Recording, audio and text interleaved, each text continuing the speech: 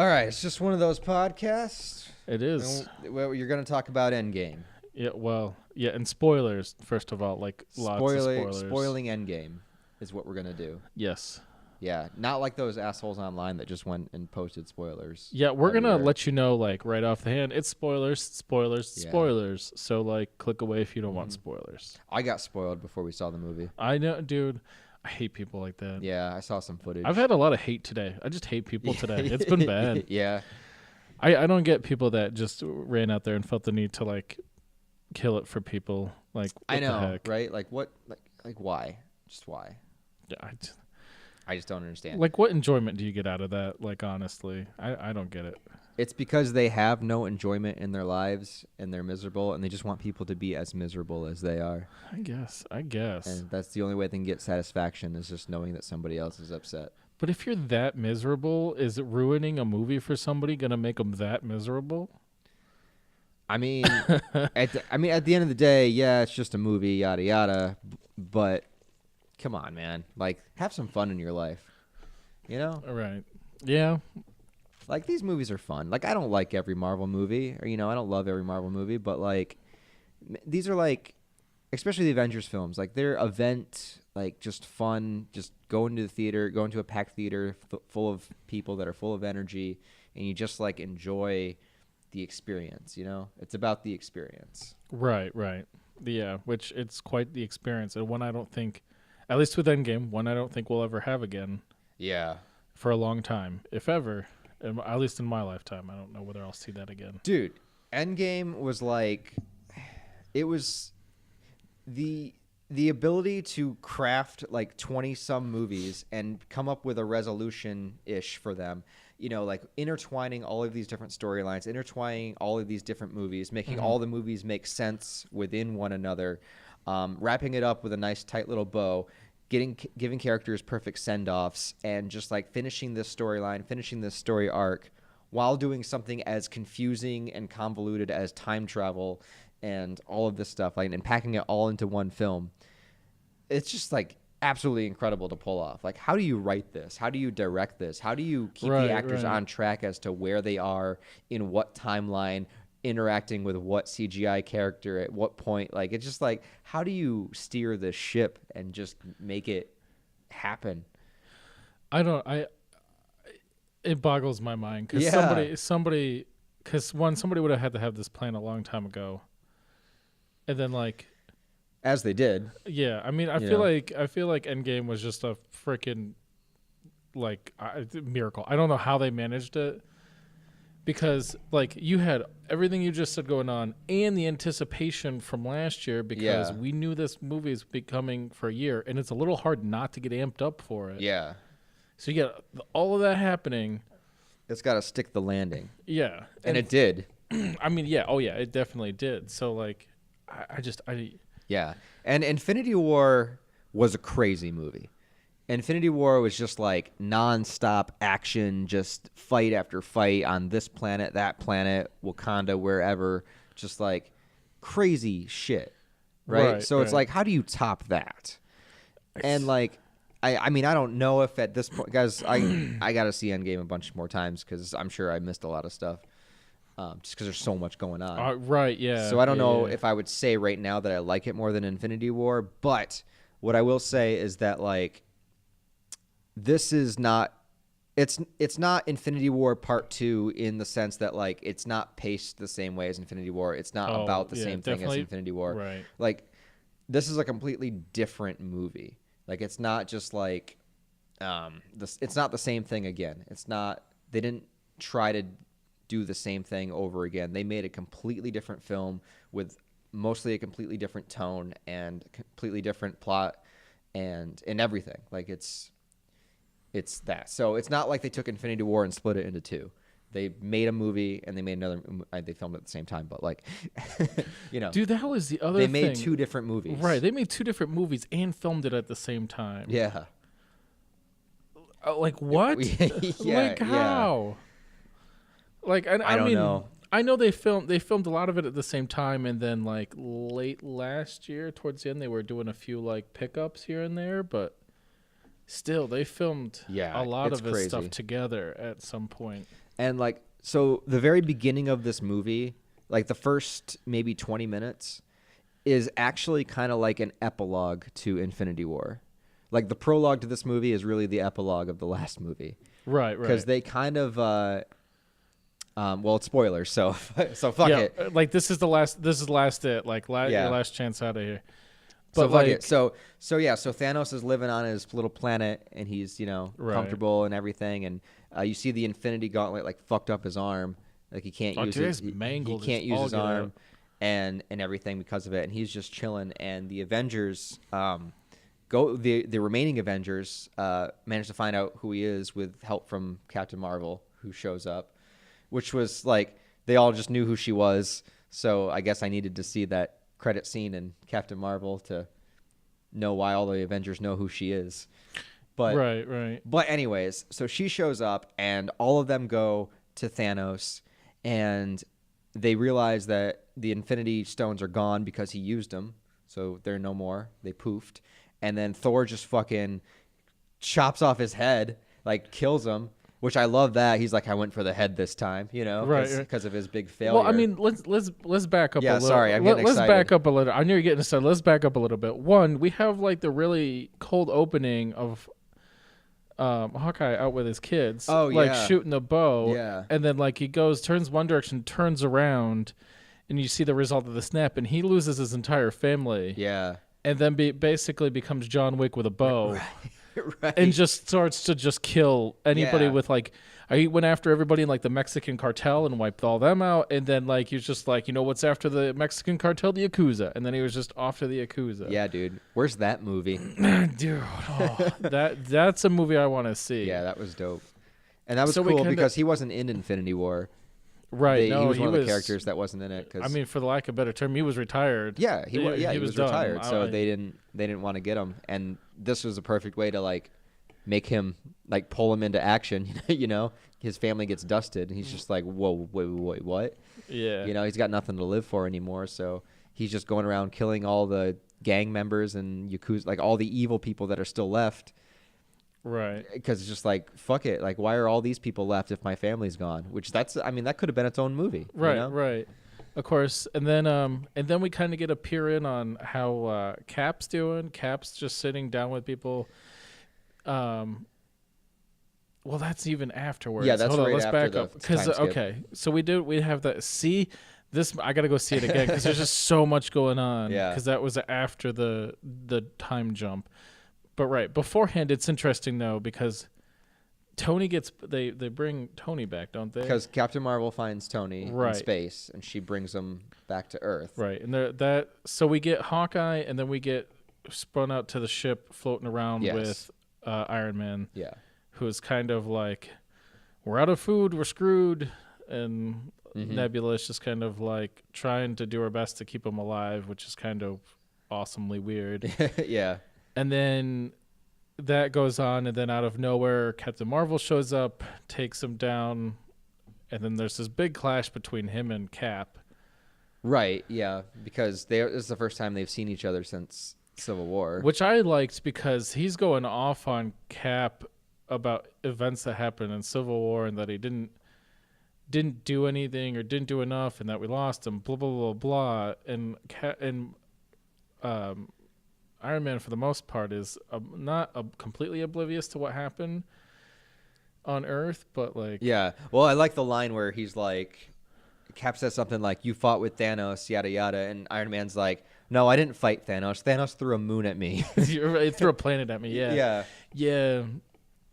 And then, like, the whole, like... And we talked about this, but, like, where we couldn't figure out if they had CG'd it or whether he actually did it, but he actually looked like he had spent like 20 some odd days in space floating around. Like he was in like, yeah, he looked skinny. He was like skinnily, like rough shape. Yeah. So I don't know if that was CGI or not. Like either way, it was impressive because I didn't know whether he did one or the other. Like, yeah.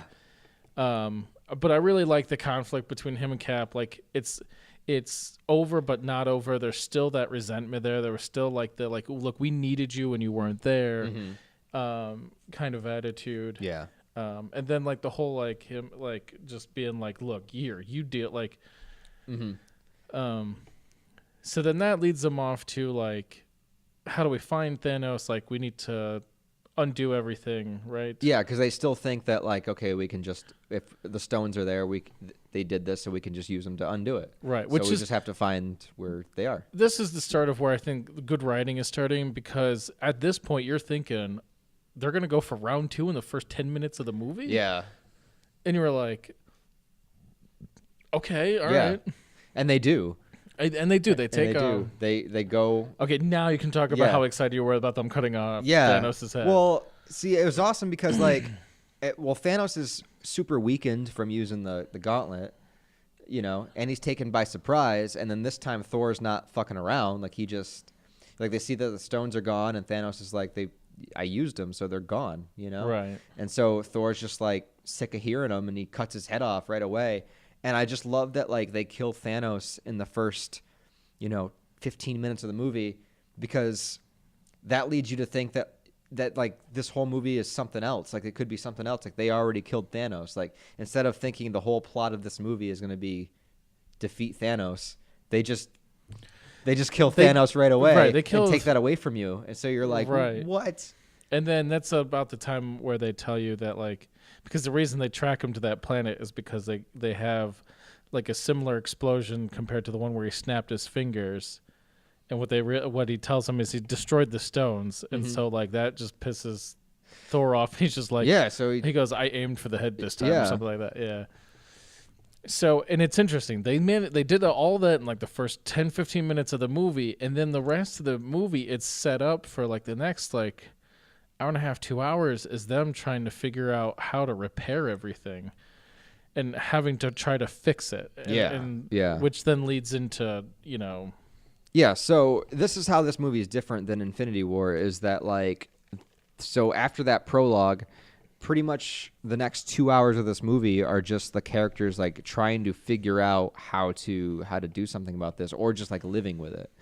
Like, it shows characters just kind of like, this is just life now. Oh, well, like, yeah. Well, and there was that big time jump in between. So, because we go from like a few weeks after that battle to all of a sudden we're 5 years later. Yes. And here's where we get dropped in with Cap, and Cap is going to events where he's talking about like trying to help people move on when clearly, he hasn't moved on himself. Yeah. And then you got other characters that are out like scouting and like looking for clues or something to do. They're in essence like the planet's police at this point in time, just trying to keep things down while governments are still figuring things out. Yeah.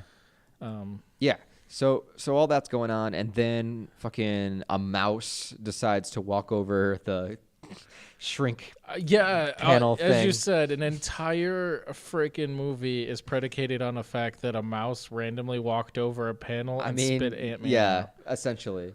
Which I'm okay with. It's fine. I went along with. I didn't think about it until the Yeah. end when you're like, dude, that movie doesn't happen if Ant-Man doesn't get spit out by a rat. Yep. I'm like, damn, you're right. Yeah.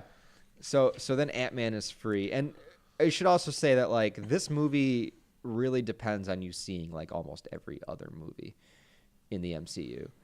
Like, right. Because I mean, like, really, like, even that, like, because if you didn't see Ant-Man and the Wasp at the last scene to know that he's trapped in there, you wouldn't know where he was coming from. Right. Yeah.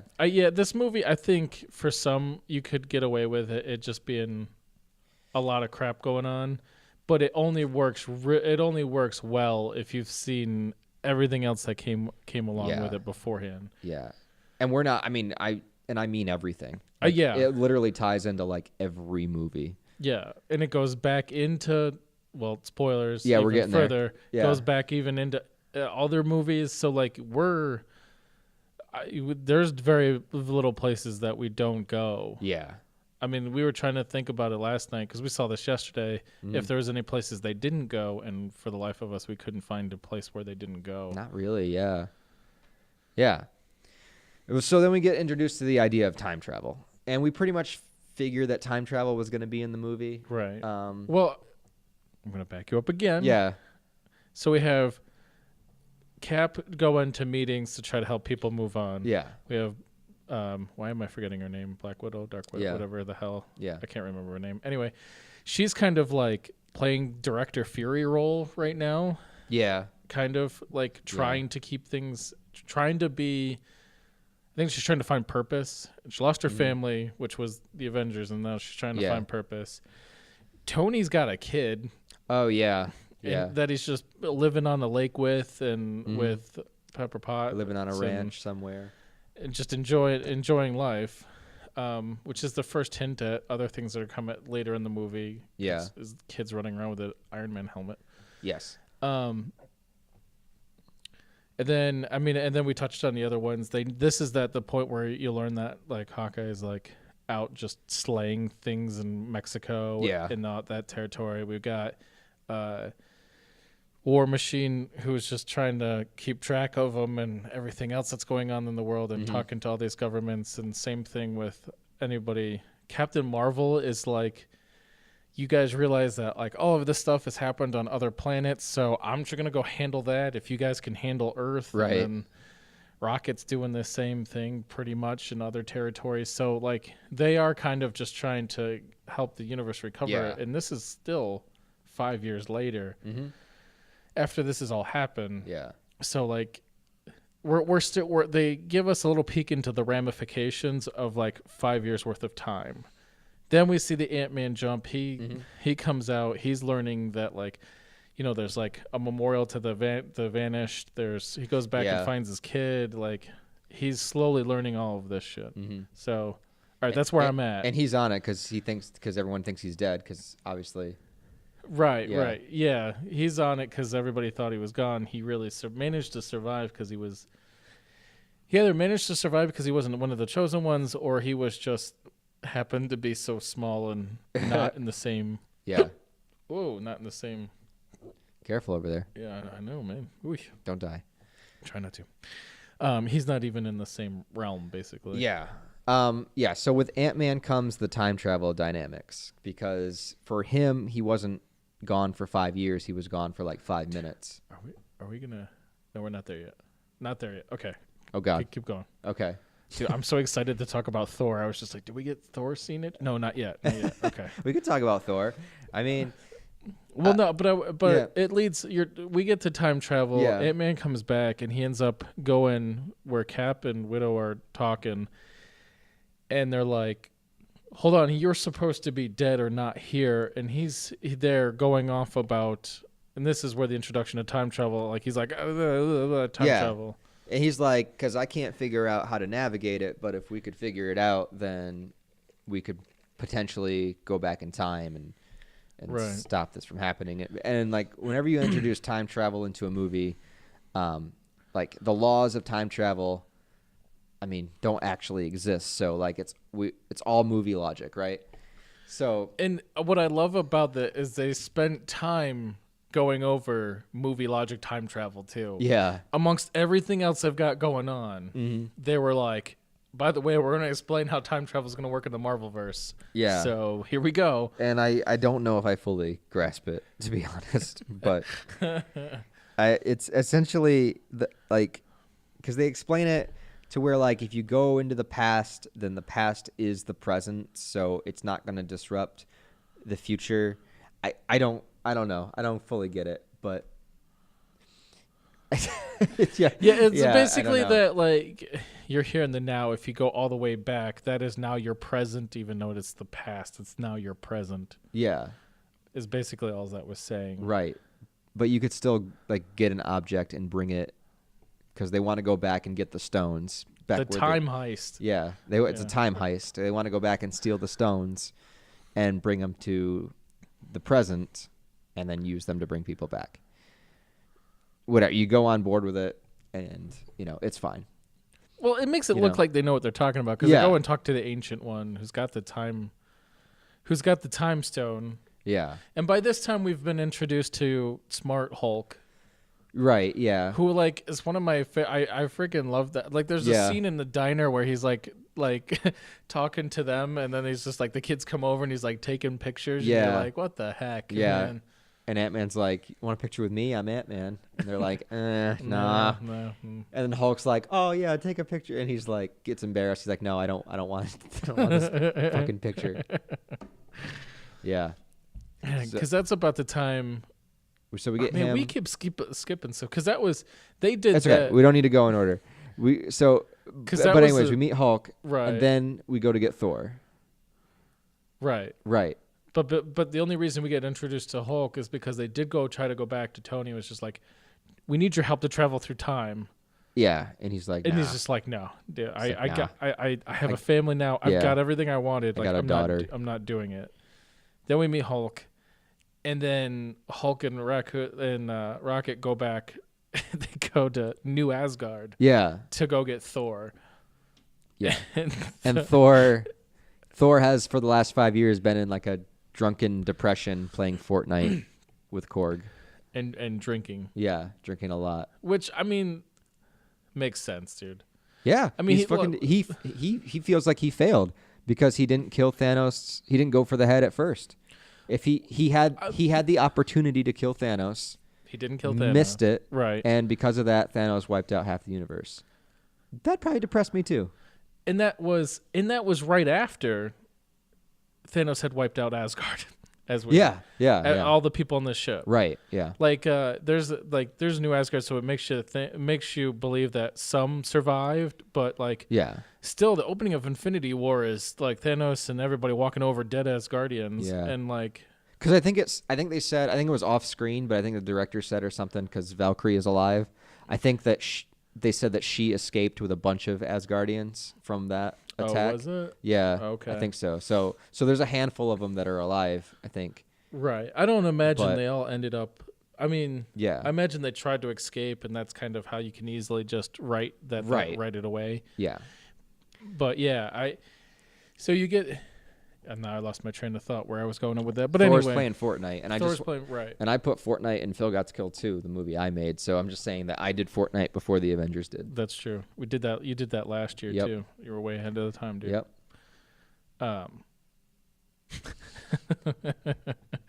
So yeah, he's doing that, and in essence, what they did is they turned Thor into the Big Lebowski, which was freaking Yeah, that was It was- hilarious. awesome. Like he's wearing robes, sunglasses, he's overweight, and just like now I don't know how the body of like a Norse god could actually like lose its physique, but they did it and it was funny. So I go with it. I just laughed because I was just like, I thinking in my mind was it took him 5 years worth of drinking all the time to get to that point, Uh-huh. and then then it was kind of nice to see the like Thor is this god of lightning and he's a god, but he's not like there's nothing to say that things don't affect him. He's not like Yeah. this perfect person that can't be messed with. Like he lost like all the people of Asgard. He couldn't save Asgard. Then he can't stop Thanos, Yeah. who kills like half the universe and half of his quote unquote friends and family. So at this point, he's just like he's pretty broken. he's broken, and like now we're seeing the results of that 5 years later. Mhm. Like he's anxious. He doesn't want to do anything. Like he's depressed. He'd rather just drink. He's just not the Thor we're used to. Mm-hmm. Yeah. So they basically like reassemble everybody. Right. And go into the time chamber thing. Not the hyperbolic time chamber from DBZ where you can get a year's worth of training in one day. Instead, Right. they go back. Instead, it's a different like time circle where you can go back in time and be back in 1 minute. Yeah, Tony's managed to figure out how to do time travel with some weird looking circle thing. He's figured that out, and he's basically made time GPS as well. Yeah. So that they can just fly to wherever they need to and come out wherever they need to. Yeah. And so they do a couple of interesting things where like I like when they split characters off into different combinations. Right. Like it's cool seeing characters that don't usually interact with each other. Like they got like Nebula with War Machine. That's just a really random pairing. Right. But I kind of like when they do stuff like that. I like when they take characters that really have no place being together and then put them together. So I kind of enjoyed that. Then you had like Rocket and Thor together, which was interesting. Yeah. But they sort of have a connection because of the last movie. That's right. It was more of a continuation from Infinity War, which I was okay. I like that. Yeah. Their combination is just because he doesn't. I mean, Thor is like it's a rabbit, and whatever. It works. It works really well. Yeah, it works. Um, And then of course they have Cap and Iron Man and Ant-Man together.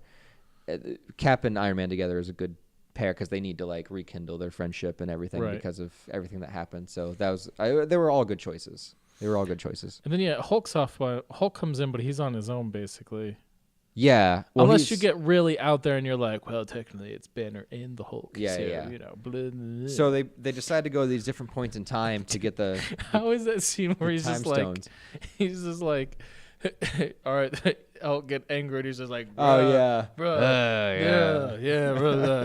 bro, like it's just like, yeah, that's great. Yeah, dude. And going back to the other movies was such a cool idea just because it gives it just gives it that whole like well-rounded like wrapping up of everything. Like it's just like, you know, just like let's touch on this moment, and just like remind everybody like where we came from, you know, right. while still progressing the story forward, you know, because you go back to the Battle of New York in the first Avengers, which is really cool to see. And then you go back to Thor: The Dark World, which is like, I mean, it's kind of universally seen as like one of the weaker Marvel movies. But they were like so that's integral to the plot of this movie. Right. Yeah. And then you go back to like the first Ant-Man sort of. You go back to when Hank Pym was first, you know, creating the stuff in the 70s. Well, and that's the only reason they did that was because initially they were going to pick up like 3 stones in New York. Yeah. They flubbed the one, which makes them have to go back for. Mm-hmm. They have to go back even further. And the other thing with this time travel is you need pin particles, and they only have so many. Like they can only do one jump. Yeah. And then Tony and Cap decide to do one more jump even further back, and they go back to the 70s so they can get more particles because they're being created then. Yeah, so this is what we mean when we say, like, you got to watch all these other movies because, like, there's so much. I mean, I guess you don't have to, but, like... It makes a whole hell of a lot more sense if you know. It's so entwined with everything else that, like, if you don't know what's going on, you just don't know what's going on. How much does the, like, scene where Cap's in the elevator make any sense if you haven't seen? Oh, that was great. They redid, like, so they're back in time and he's trying to get the Loki's scepter because that has the Mind Stone in it or whatever. Right. And, like, the SHIELD people that are really Hydra people have it, and they're in the elevator, and Cap goes in the elevator, and it's the same scene from Winter Soldier. Like, the same setup. He stands in the same position. Right. And, like, you think he's going to fight all of them just like he did in that movie. But instead, he just leans over, and he's like, "Hail Hydra." And they just hand it to him. Because it plays on so many things. Like, it subverts your expectations that he's going to fight him. Right. And he decides to go through it without fighting him. And then also he uses his knowledge of knowing that they're actually Hydra to play against him. And it's just like, I don't know, it just works out so perfectly because they're able to do those things. But it's only like with prior knowledge of those movies does that make sense. Right. You know? Because if you haven't seen Winter Soldier, then that elevator scene wouldn't make sense. You don't notice the elevator scene and why that's interesting. Yeah. And then the Hail Hydra just completely throws you off because you're like, yeah. Hell, wait, what? Because that was I think that was in the same movie. So, yeah, like, you miss quite a bit if you don't. Then we get that's the same time frame where we get the Cap v Cap. Yeah, series. which was very cool. That was interesting to see. Yeah, Cap runs into his past self, and you know, there's no explaining your way out of it because they're both Cap, so like they're both like so lawful good right on their paths that like they're not, you know, letting each other out. One's not gonna let the other one go. Yeah. So I like how our Cap uses he's like, "Hey, Bucky's alive." And he's like, "Wait, what?" And then he knocks him out. Yeah. Like, that's perfect too. Right. Like using that knowledge. Yeah. What's my one weakness? Yeah. Yeah. Yeah. What's my own weakness at this time? Right. Oh yeah. Hail Hydra, you know, or not Hail Hydra. Yeah. Bucky's alive. Yeah. So that was super cool. Oh, and then come on, dude, we got to talk about your favorite scene that was cracking you up Oh the my entire God. time in the theater. Oh my God. So it picks up. They have this scene like right after the end of the first Avengers where they got Loki, and they're taking Loki prisoner, and they're all going in the elevator, but like Hulk can't fit because he's the Hulk, and so like they're like, "Hulk, you got to take the stairs," and Hulk's like, "No stairs." And then he's like, "Hulk, you can't fit in the elevator." And so Hulk goes to the stairs, and there's just so many stairs, and it cuts back to him like 3 times, and he's just like, too many stairs. He's like thumping down like each stair like one by one, like ugh. It was like once or twice they kept cutting back to him, and he's just like, ugh. Oh my god, it was so funny, dude. Just picturing the Hulk like walking down the stairs and just being pissed off, like. Yeah. Oh my That's God. great. That's great. Yeah, I don't know. So what else? So the Thor stuff also like Thor the Dark World is important to this movie. Right. Even though Well, I mean, it is kind of important because that's the first time we get introduced to another stone, sludged liquid, whatever you want to call it. Yeah, yeah. We see Natalie Portman for like a second. Right. She's there. Well, we see her like 2 or 3 times, but only there, not very long. Yeah. Raccoon's like following her. Rocket. Yeah. He's like trying to convince Thor to sweet talk her so he can distract her so that he can like stab her and take the Infinity. I don't even remember the Infinity Stone being in her. Like I only saw that movie in the theater once. Yeah, I watched it a few times. And I didn't even remember that. But, but that's the thing. Like again, it pulls all these movies back. So right. Look, what I really liked about that part of the he is one, you have Thor go back and talk to his mom. Yeah. On the day that he knows that, like he knows she dies like later that day. Yeah. So that hits him. And she senses that he's from the future. They did that a few times where I really liked the fact that like, I think it was the Ancient One that picked up on the fact that who she was talking to was not from this time period, right? Let alone like she like freaking hits Banner out of his body.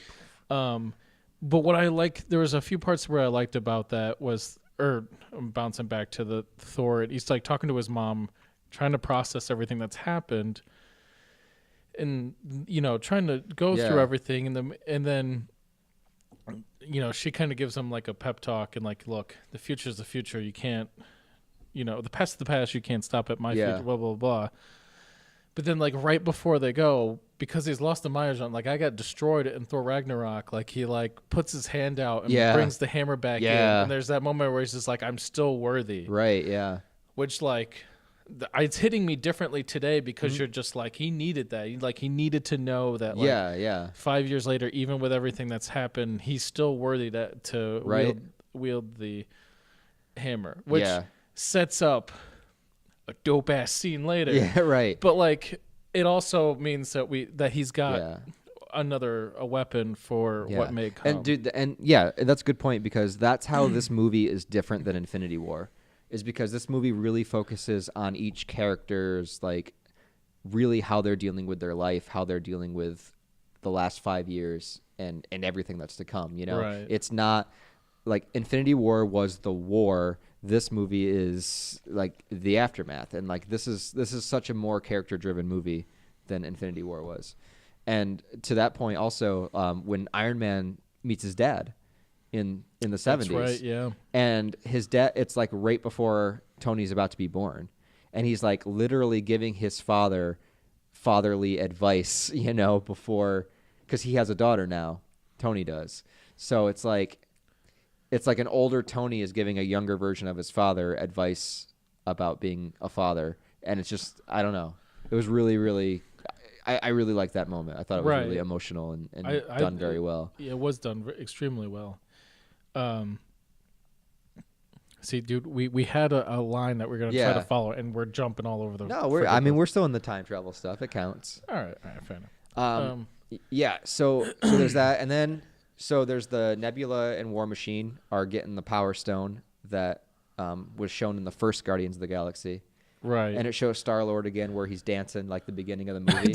And then I knew they were going to do it because it's such an obvious joke. Like they were going to do it.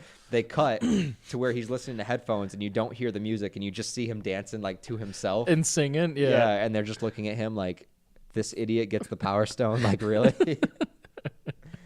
So they knock him out and take the stone. But then fucking, because of Nebula's like cybernetic Right. enhancements or whatever. There's two nebulas that exist at the same time because she's in the past, and they're like cybernetics get like crisscrossed. Yeah, they're on the same network, basically. Yeah. Basically, they're on the same network. Yeah, they're sharing the Wi-Fi, and fucking the past nebula gets an image of the new nebula or the future nebula talking. You can do this, dude. Yeah. Future nebula sees what past nebula sees what future nebula is seeing. And it just so happens to be at the same time that past nebula is talking to Thanos. So Thanos is back in the movie. Yeah, past Thanos. It's just you're just like, what? Yeah, we get like 2012, 2014 Thanos. Yeah, and you're like, fuck, because you thought Thanos was done, he was dead, but this is past Thanos, and past Thanos sees like he scans the footage or whatever, and he sees everything that happened in Infinity War. Well, that Nebula saw. Right. He even sees his own death, and he's just like, dude, what a just pimp where he's just like a warrior's death. Yeah, a worthy death. Like yeah, a worthy death. Like I did it. Like I did everything I was trying to do. Yeah. And what a worthy death. Like you're like, ooh. Yeah, and he's seeing that they're trying to stop him, or stop or fix everything. And that just like drives him into overdrive where he's like, all right, well, his new motivation is like, I guess people didn't get or respect what I was doing, so I'm just going to annihilate everything and start over. Essentially. I'm going to start over with new life, like destroy all life. So now Thanos is back in the film, like back in the game, like a different way that they did it.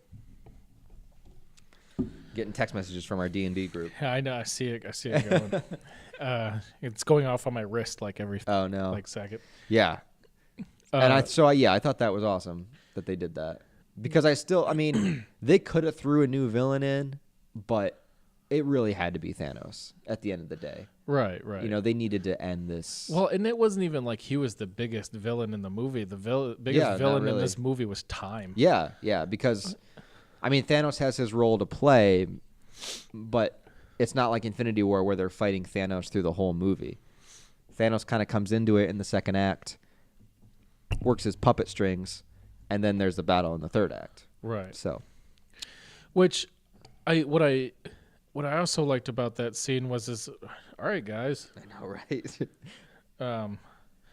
The other thing I really like was like every decision that the characters make were true to within every character. Yeah. Including like when they have those crossings of Nebula, finding out when each other realizing and learning about each other, you have that moment where Thanos is kind of like, well, I do it in the future, but if they're getting them all now, like I could just do it now. I could just stop those pesky Avengers now. Yeah. And like get the stones. So like, which is completely within his like character to be like, I may do it way down the line, but like if I can do it now, I'm gonna do it now. Yeah. And, so I really like that. And it works well for both Nebulas too, because like we know that Nebula in the past at that point in time was trying so hard to prove herself to her dad, Thanos. Right. And so like her character motivation makes sense, but so does this Nebula, who is like so determined to kill Thanos and stop him. Like they're the same character and they're only like 3-4 years apart, but two completely different characters almost. Yeah. We get some more stuff with Gamora, who has been dead. That's how they managed to bring her back. Yeah, they have the past version of her too. Yeah. Well, I shouldn't say she's dead because something towards the end of the movie, kind of. They could go they could do a lot of things. They could go a lot of places with a lot of things, and that may be a direction they can go. But Gamora's brought back into the fold, and she's struggling because she's just like, I hate this version of Nebula. She's not even really. She's like my sister, but not my sister. I wouldn't call her a sister. Uh-huh. And then future Nebula is just like, no, we get to a point where like, we're sisters. Yeah, we get along. Like, the best that we're going to get along. Like, right. And then she's just like, this idea of having to like, it was so interesting to use that as a tool, because then you have like Gamora and Nebula like scrubbing through like the next like 5-6 years of what happens. Yeah. So, And so I think the only one we didn't touch on was the Hawkeye and Black Widow going to get the Soul Stone. Oh God. And this was like, it's funny because like I didn't even realize that like, because it's set up in Infinity War that to get the Soul Stone you have to make a sacrifice. But I wasn't even thinking that like, right. Oh, that means that one of the characters is going to have to make a sacrifice. Yeah, I didn't think about that either. And the thing about it is they get away with that because there's no one in the movie that tell them that that's going to have to happen. Yeah. Right. Yeah. Gamora's dead. Thanos is the only one that knows that you have to sacrifice someone you like. Yep. Sacrifice somebody, or somebody has to die in order for the other person to get the stone. Right. So like that gets set up really well because you forget about it to some extent, and the characters are unaware of it, and then they're told that, and it's like, well, like the mission is important. Like we have to, like there's no getting around it. Like we have to complete this mission. Like this has to get done. Yeah. I forget what the line they kept using was. Right. But both of them want to be the one to be sacrificed because they both feel like they have like nothing left to live for, really. Because Hawkeye lost his family, and then Black Widow, she's, from day one, she's been saying that like, I don't have a family. I don't this. The only family I did ever have was no longer here. Like, just let me do this.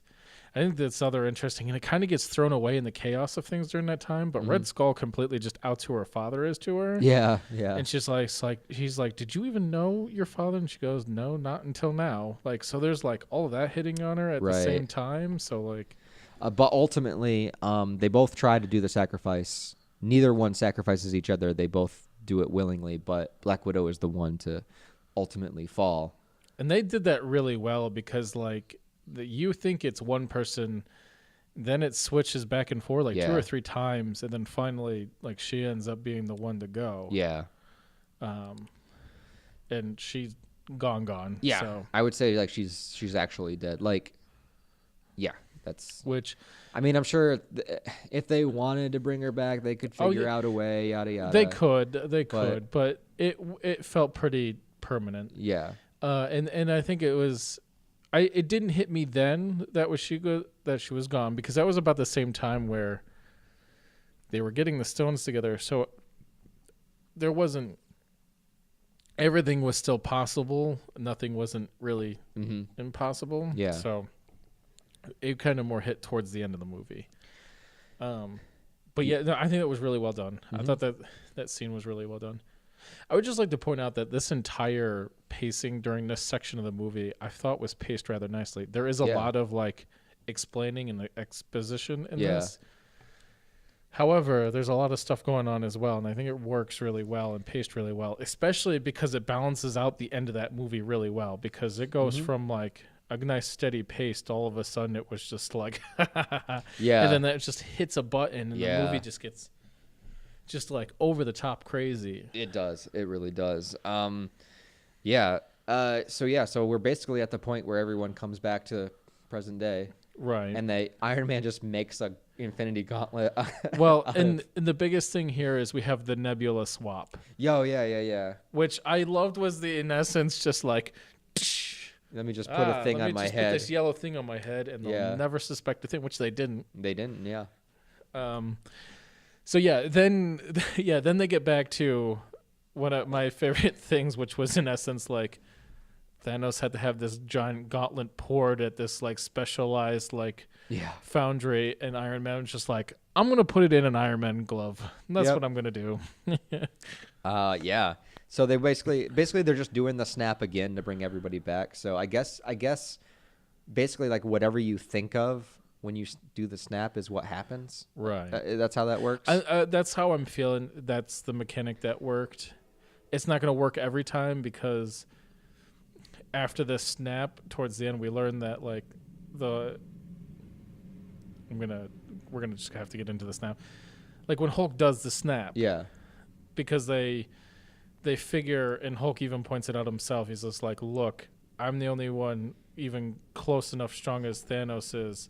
Yeah. Anybody else is not going to survive this snap. So, they set it up that, like, the person that does the snap has to be insanely powerful in order to withstand it, or else they will. Because think about Thanos.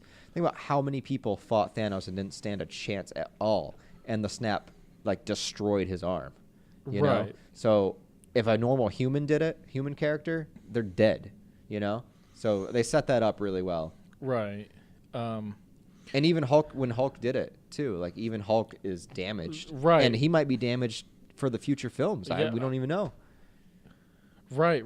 Yeah. Who knows how long that'll last? Yeah. But I mean, it was good because you realize how that worked. I think they made it work that way because there was a talk towards the end where he's talking to Hawkeye about like I tried to bring her back as well with everybody else and she just couldn't come back. Right. Yeah. So I think that was like one of those similar mechanics where if like the glove is the one that initially did it, then it could bring back and undo what it did. But as far as people that have died for other reasons, not so much. Yeah. Which I'm kind of glad because it just feels like it, you know, it has consequences. Like the characters that died, like Black Widow, Gamora, you know, other characters that died before the snap in the first movie, like they are still dead. Right. They aren't just coming back. Yeah. The other thing I liked when that we're doing at this time and they have this discussion right before he snaps it is, look, we changed nothing that has happened in the last 5 years. What happens in the last 5 years has happened, and we don't. Right. Yeah. We don't just snap everybody back 5 years. No, we bring them, leave everything the way it is, and bring them back, which I really liked because it was like, because I think one of the things we talked about in our past Marvel one was like we were really like we would hate to see them do something that would just reset everything back to the way it was, and there was really no consequences. Yeah, that would have sucked. But this made it so that there were still consequences, and there's still going to be, you know, there's going to be ramifications from this event because it's been 5 years with half the planet gone and half the life gone. So I really like that part. You know what's going to be weird is that like every character that didn't get snapped is now 5 years older than the other characters because they would have got brought back like the same as they were. True. Yeah. Huh. It's interesting. Yeah, I'm gonna keep my comments to myself because I really. Anyway, what? No. Anyway, just saying, man. Your wife's 5 years younger. You're 5 years. I mean, yeah. There you go. I'm just saying. Yeah. Anyways. That does kind of make for an interesting situation there because there is a whole half the planet's 5 years behind the rest. Yeah. Man. But then past Thanos shows up. And this is where the movie everything. goes from like 60 to like 300. Like this is So the nebula that switched brings Thanos back through the time portal. Right. And he just blows up the whole fucking Avengers hangout. He just blows it up. Pretty much. Yeah. Pretty much. They're not suspecting it, and they get covered with rubble and which is a nice scene because you're just like, because during this scene, Ant-Man goes out and he's like, nature's here. And then Hawkeye gets a call from his wife. That's how they let you know That's that, how like, they're it worked. letting you know it worked. Yeah. And then just like fucking Ant-Man gets like blown back and it's just like everybody gets blown up. Yeah. And then you have the Iron Man gauntlet with the stones rolling around and like Thanos just like destroys the Avengers headquarters. Yeah. Parks the ship, sits on a rock, and tells he just Nebula, waits. Yeah. tells Nebula like, "Go get me my stones." Yeah. Like. Yeah, and dude, they like the Hulk is like trying to hold up the rubble from crushing War Machine and Rocket. You know, they're getting like suffocating, and Ant-Man's fine because he just shrinks down and, you know, is able to avoid everything. Right. Hawkeye finds the gauntlet, and he's like, oh, shit, I got to get this out of here. And he starts getting chased by the freaking Chitauri or whatever. Yeah, those things from, like, Infinity War. Yeah. And so, and who else was there? Cap and Iron Man are fine. Yeah, Iron Man finds Cap, returns his shield, which we didn't talk about that, but that was a big deal. Oh, yeah. Gives him his shield Iron back. Man, like, gets to a point where he returns the shield that he took at the end of Civil War. Yeah. Not took, but like Yeah. Cap gave it up Tony gives it back, and then he's just like, if I have to bring this back to you again, like, Yeah. so they're fine. They got beat the crap out of, but they get back up. Yeah. And realize what's going on. And they see Thanos. They see Thor. Thor's there, yeah. Thor's like, Thanos is just sitting there. Right. Like, what do we do? He's like, well, I guess we fight him. Like, here we go again. Dude, which is like, I really like. Out of any character when they redo like when it just pops into like superhero mode. Every time they get like Thor into like Thor mode. Yeah.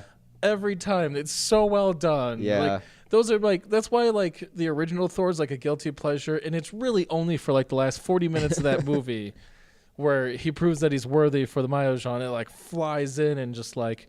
And then there's a scene in this movie where all of a sudden he's just like lightning. He's just like, oh, well, if we're going to fight, and then it just goes dark. Like, I forget what he says. Something like, well, if no one cares about, because everything's destroyed, he's just like, well, if no one cares, he's just like lightning. It darkens. And then he just like the axe and then he gets the Mahjong. both weapons. Like he's got the hammer and the axe, and the lightning braids his hair. I don't know if you saw that, but I missed that. No. Oh yeah, his hair's like all disheveled, and then after he goes into Thor mode, it's like braided perfectly. No, I missed that. That's yeah. Well, I noticed like he's back in the Thor outfit, but with his gut. Like they didn't get rid of the gut, which I liked. They still didn't get rid of that. And this fight actually might be my favorite fight of the movie. Just this, like 3 versus 1, small intimate battle. Like it goes nuts soon after, but like this battle is intense. Right. Just the way Thanos fights, and he's got that like double bladed, like gigantic sword, yeah, whatever the heck that thing is. Yeah. And like Thanos is like, in case you forgot, that Thanos is a beast at fighting. Well, this is I think that was good to see, because in Infinity War he's just using that gauntlet and a stone the entire time. Yeah. Very rarely did he ever get into actually any like hand to hand. Right, yeah. And now we're seeing Thanos hand to hand combat before he has the stones, and he's still like just he's wrecking people, wrecking the ground and wiping people on like it's nothing. Like this is just a Sunday afternoon for him. Yeah, and they're trying hard too. Like they're trying hard to kill him, and he's even like whatever his weapon is made out of, whatever his space metal is or whatever, he's breaking Cap's shield while they're fighting. I thought that was badass. Yeah. Like Cap keeps trying to block, and like pieces of his shield are flying off, and like. It's just like, what? Because all the other movies have told us that his shield's made out of vibranium, which means it's the strongest metal on the planet. And apparently there's stronger metals than other planets. Right. Because Thanos is just like hacking it away. Yeah, he like breaks the crap out of that shield like it's like made of like wood. Like, yeah. And then, of course, I mean, we got to talk about it. Dude. There's a scene where he's got Thor. Like, Thor's like holding the axe, and Thanos is like trying to push the axe into Thor's chest. Right. And then you see like the shot of the hammer lift up, and like you're like thinking like maybe it's Thor calling the hammer over to knock out, which we've seen before. Like Thor is called for the hammer, and the hammer has knocked whatever's on him off of him before. We've seen this before. Yeah. Just not this way. Yeah, right. And so the hammer gets thrown, and then it comes back, into Cap's hand. And you're just like, what? Because, dude, they set up movies ago in Ultron when they're all at that party trying to lift Thor's hammer. Right. And Cap, like, tugs it. It gets a little bit, a little bit of give.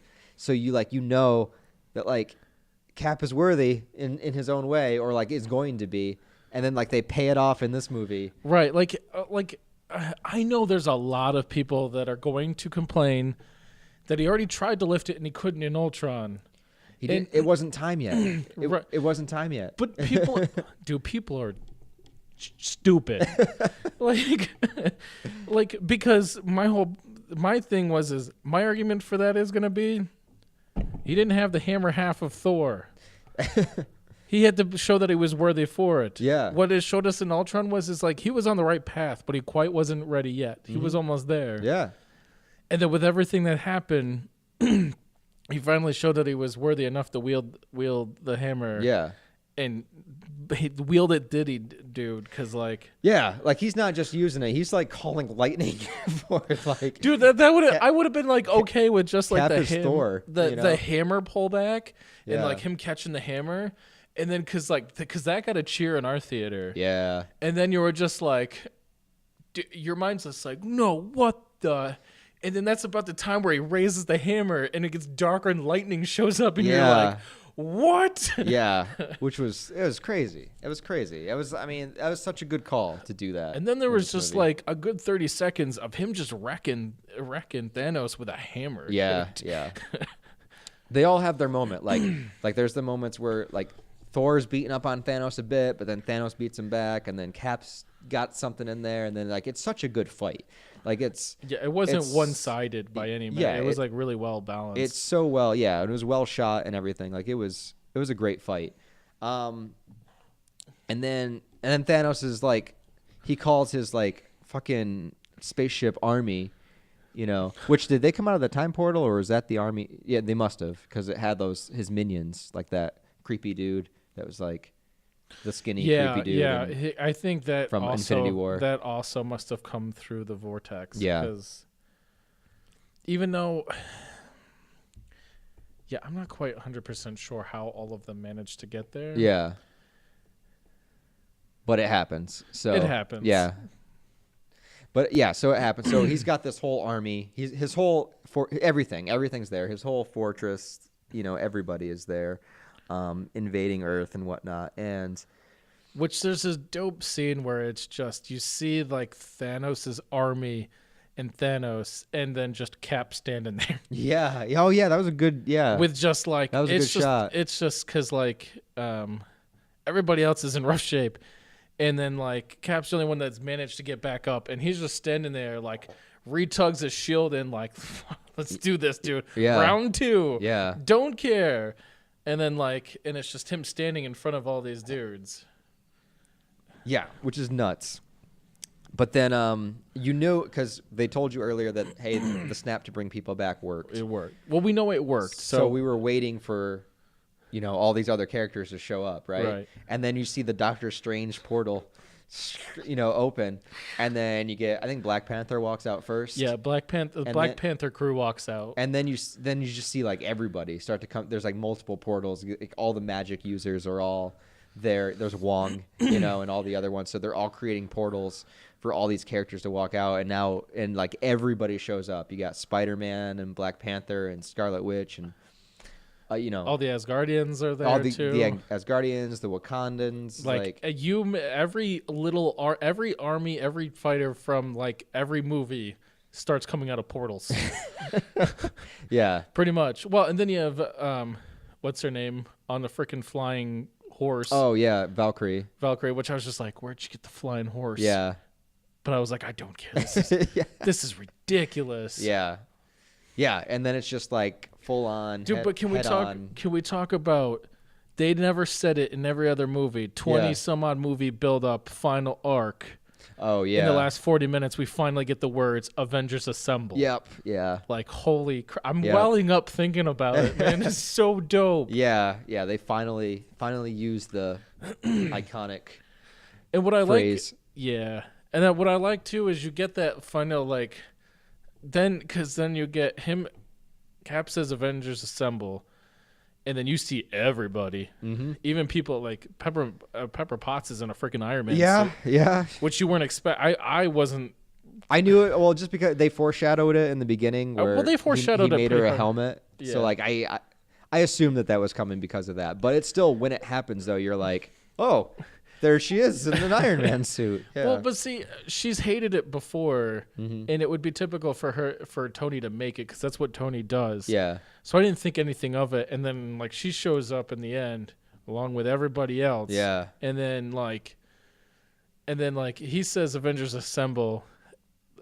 Black Panther does his like chant or whatever, and Yeah. everybody arms up, and then you have Thanos do kind of one of those like, oh, okay. Mm-hmm. Meh. Yeah. Onward. Just like whatever. Like, and then he just like nods forward, and his army just goes, and then they do that huge like everybody on the Avengers side runs, and then we get the like we've seen it before, but not Then we get like the side shot of everybody running, and we get like every single Avenger / like hero character that's ever been in a movie all running together. Yep. And then like crap just goes down after that, like just fighting upon fighting and it just like sparks and shapes it's just and insane. wizardry And Spider-Man is his iron suit is like stabbing shit, and then Captain Marvel comes back out of the air and just like destroys one of the spaceships by flying through it, and it's just like absolute insanity. right. Like, And then in the middle of all this are trying to get rid of the stones. he's trying So to get the they're stones trying out to- of here, so the gauntlet keeps switching hands, like it goes to Hawkeye. I really and liked how they Black did that. Panther, and Spider-Man and a couple other characters, I think.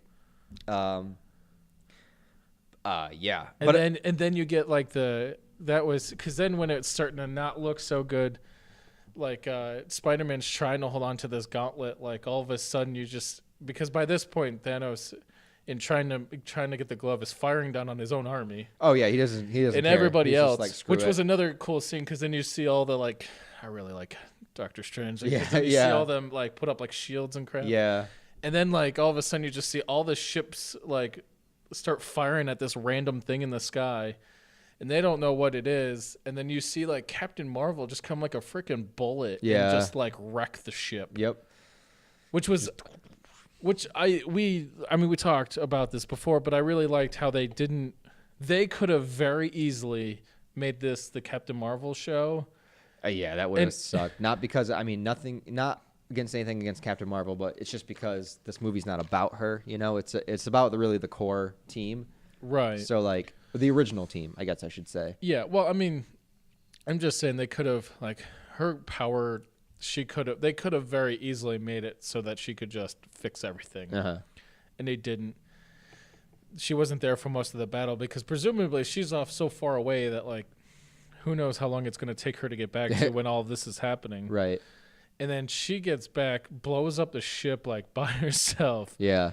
And then I think that's about the time where the van gets destroyed as well.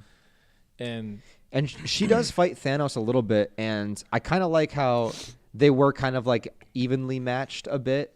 Like it was, like you said, it's not like she was just like Deus Ex Machina comes in and fixes everything. Like there was still a fight to be had. It wasn't like, you know, who actually got the biggest shot on Thanos was Scarlet Witch, where she like picks him up with the magic and like starts like ripping him apart. Like, well, that was good, 'cause she like gets up and is just like, you took everything from me, and he's just kind of like, I don't even know you. I don't know what you're talking about. And she's just like, you will. Yeah, right. Yeah. Dude, which was a dope line, because she's just like, I don't even know how. I forget. She goes, you took everything. And she goes, like, I don't even know you. And she's like, you will. And then like she just like wrecks him for like a little bit. Yeah. Like just ripping up the ground and him. Mm-hmm.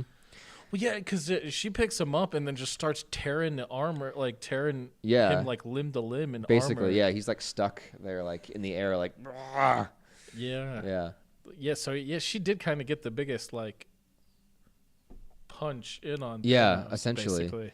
And then so Thanos finally gets the gauntlet, right? Like he finally like gets to it, and like Captain Marvel's there, and she's like trying to pull it off him, and she's like pretty much is. But then he grabs the Power Stone out of the gauntlet into his other hand. He just grabs the stone and then like punches her with the Power Stone. Like that was, I didn't think of that as like something he could do, right? Like just like right. I didn't. I'll just grab a stone here and. I wasn't thinking that. I wasn't expecting that. I thought that was pretty dope, just the way he did that. But then that sets up. Yeah, basically the beginning of the finale. Right. Because then we get the like everybody kind of looks over, and then we get the cut to Doctor Strange, who's been holding back holding back a lake. Yeah. Like kind of look at Tony with the look of like. Yeah, and he holds up his finger like one, because like there was only 1 out of 14 million blah blah blah scenarios that like they win, and so Tony's like, what am I gonna do in this situation? And there's only one thing he really can do. Right. But like he looks at Doctor Strange first and is like, it's kind of like symbolizing, is this the right this is what I have to do, like, right? Like, you know how this ends. Yeah. Is this the one? Yeah, and he's just like, yeah, that's it. Like, that's the one. And so Tony goes and he grabs the stones off the gauntlet into his own hand. Which you don't see but because Thanos tries to snap again and realizes the stone are gone. Yeah. And Tony has put them onto just his freaking, just his regular suit. Yeah, yeah.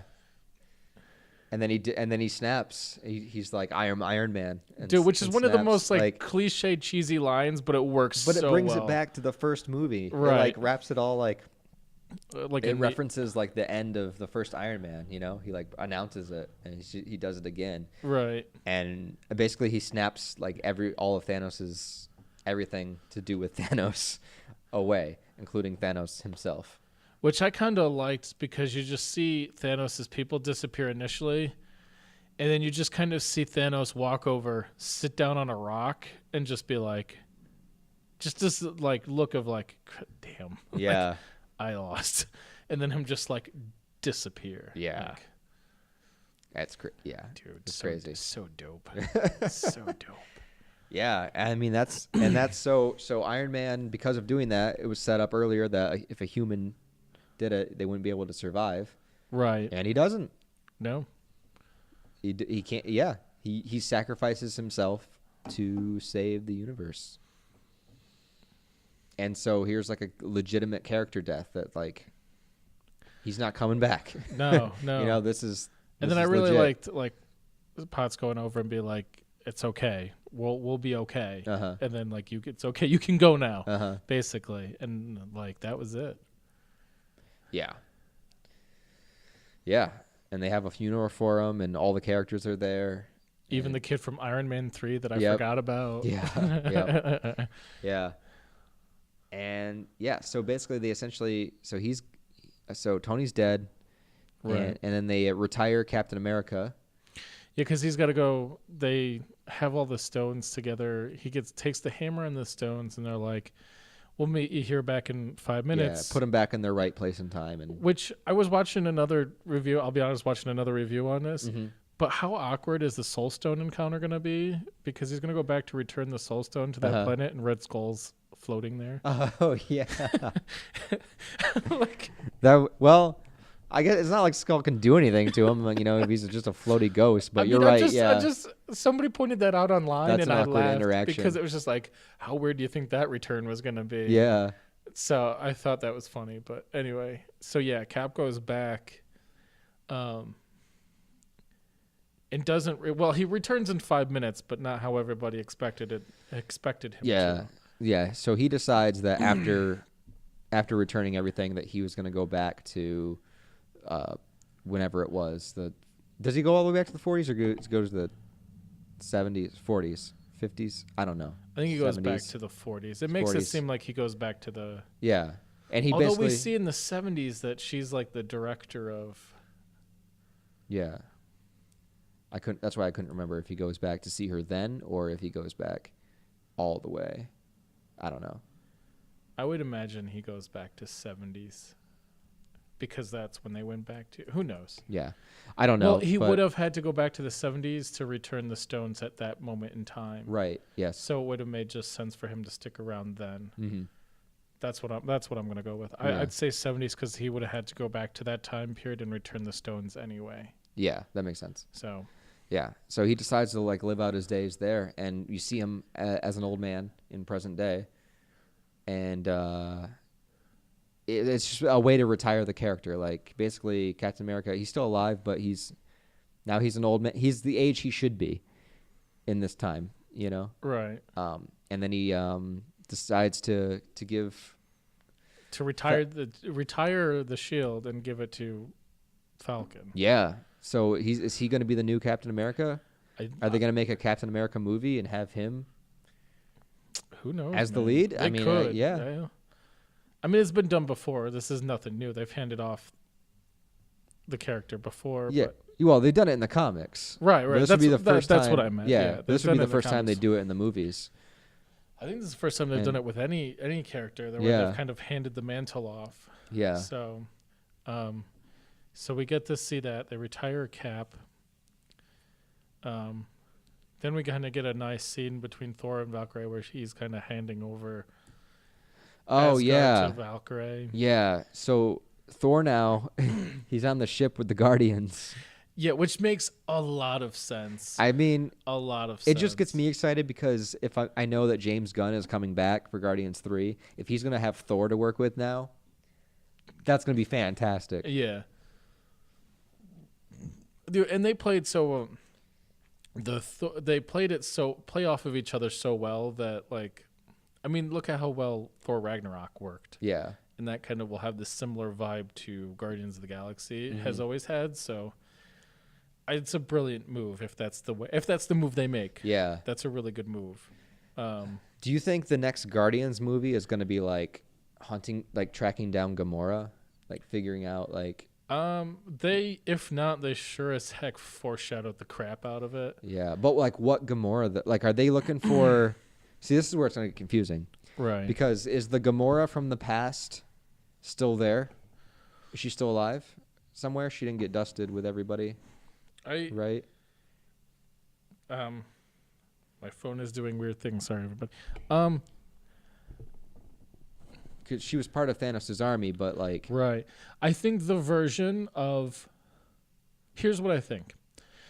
I think the way they get around this is the one that got the Soul Stone is dusted, not long and gone. She's gone. The past version is gone.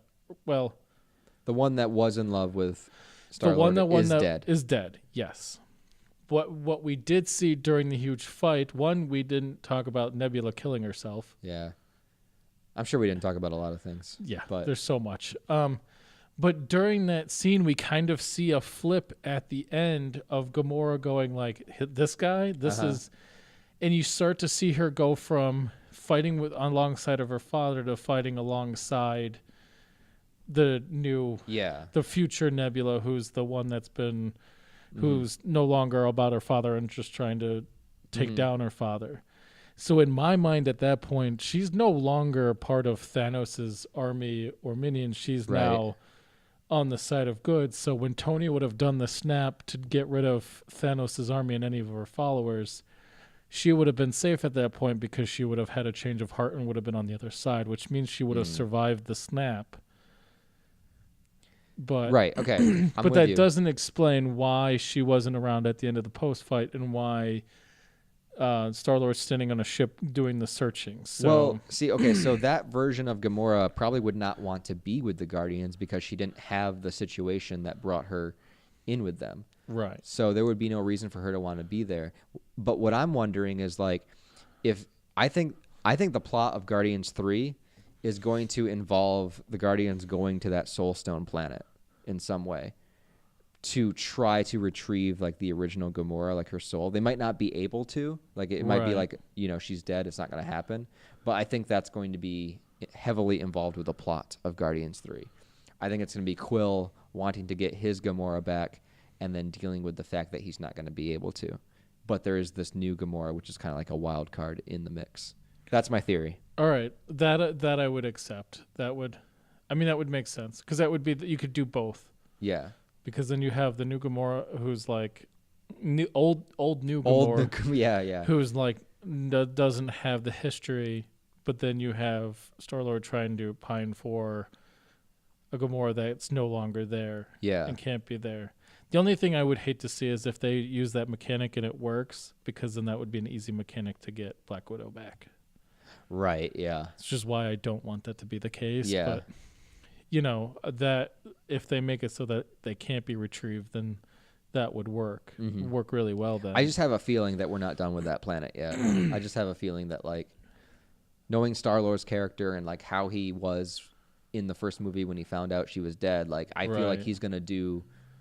He's going to search all over, yeah. And then he's going to go back to try to retrieve the last place she was to see if there's anything that can be done. Yeah, that's what I think. Yeah, I think you're right. But who knows? That'll be, 2-3 years down the line? Yeah, at this right. rate? Yeah. Any other loose ends? Because, like, the Gamora ones, that's a definite big loose end, but there's going to be a Guardians 3, so we will get something with that. Right. But, like, but what other... Do we have any other like loose ends with Endgame? Because it pretty much wraps up everything. Yeah, everybody's just kind of back to doing their own thing, except 5 years later after the planet's been Yeah. wrecked. They do kind of like simply like wreck the Avengers building, so that's kind of, I don't know. As far as loose ends, no, not really. Yeah. I'm not thinking of anybody right now, but that ending is so like there's a lot that happens like one after another, and I'm not coming up with any other. Yeah, I think pretty much it's covered very, very well. Because they, except for maybe Hulk, like what's he doing? I don't know. Yeah, because Hulk's arm is still pretty mangled. Yeah. Afterwards, and he's now full form Hulk and Banner together, which is kind of cool. Yeah. So I mean, they could play around with them. I mean, they can go after any of the characters really. I mean, there's really no. Everybody's kind of back 5 years later. There's really no. I'm not coming up with any. I'm just talking to talk now. Okay. Well, yeah. Well, I think it pretty much wrapped up everything as well as they could, and I think the only really open-ended one is the Guardians right now. The Avengers movies, they could pretty much go any direction they wanted to, because they have to make a whole new team, really, at this point. Yeah, I mean, at this point, because after this movie, we've officially we're Cap is no more, Iron Man is no more, Black Widow, Hawkeye's retired. Which there was that scene where he goes back, which they kind of implied that like he's done. Yeah. Like, I'm retiring.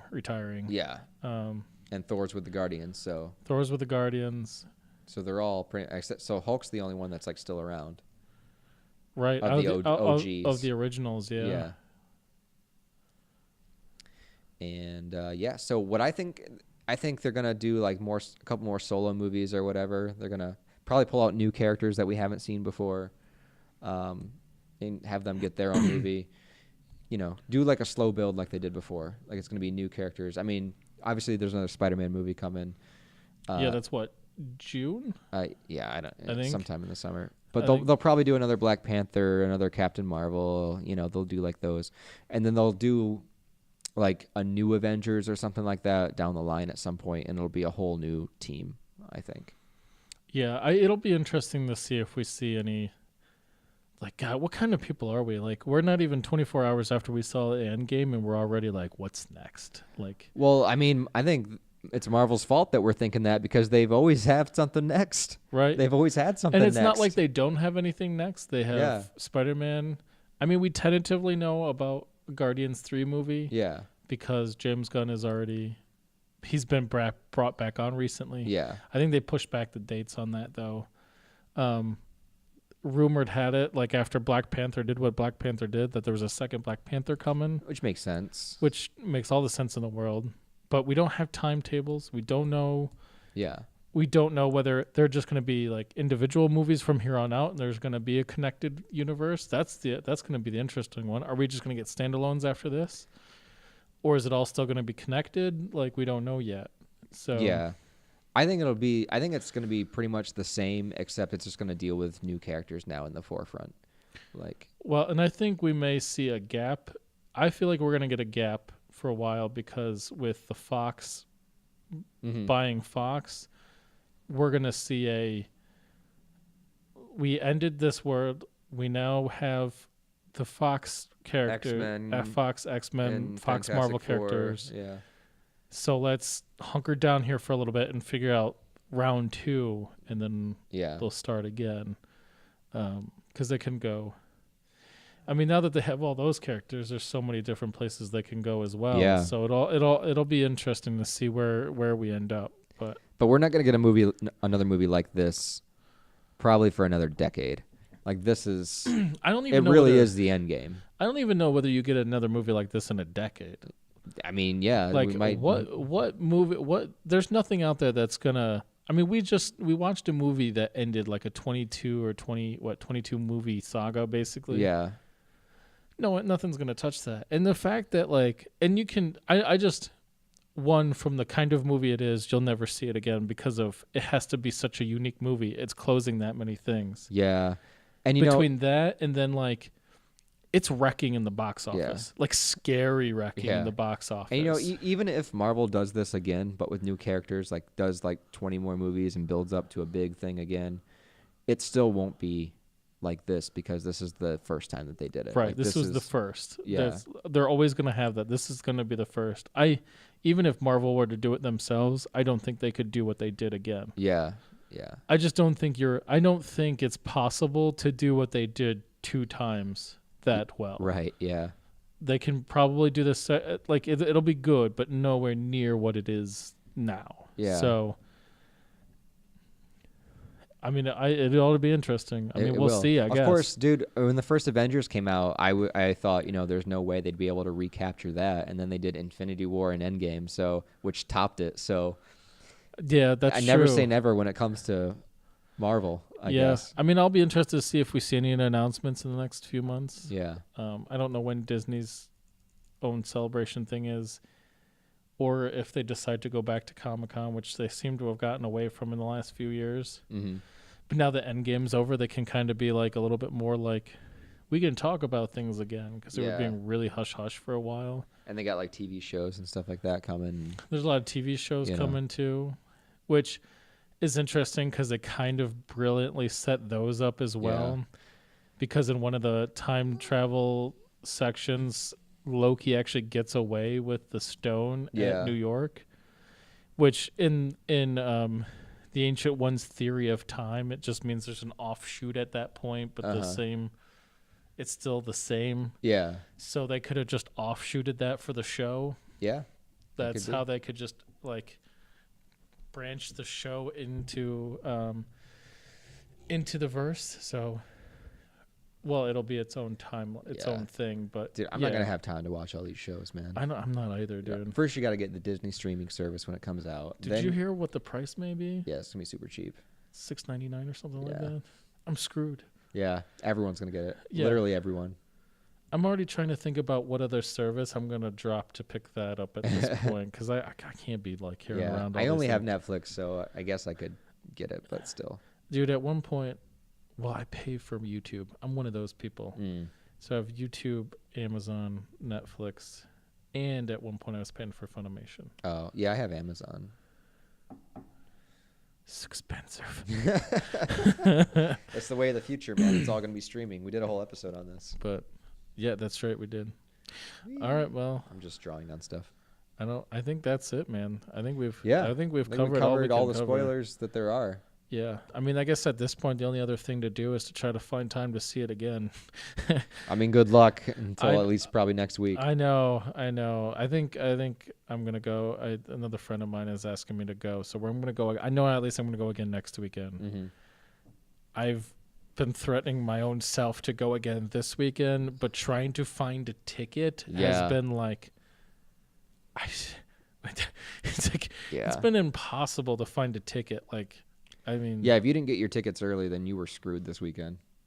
Yeah, like I mean, I'm glad that we decided the day before they were gonna come out. Like we were like, we were kind of like, we don't normally pre-order tickets, but you were like, do you think we should pre-order tickets? I'm like, I was just thinking the same thing. It was a good thing we did. We bought ours on first day they were on something like that. Yeah, first day they were on pre-sale. We bought ours, and good thing we did, because I had sat down last night and was like, because I was joking like, oh, I'll go before we were recording today. I was like, I'll go see it again. I couldn't find not gonna happen. No, I couldn't find a theater with a ticket. There was like showings at like Regal every hour, and they were all just filled, unless I wanted to sit like 2 feet from the screen. So, and even those were filling quick. So yeah, it's crazy. Who knows? But there was actually a lot of seats that's still available for our IMAX screening, though.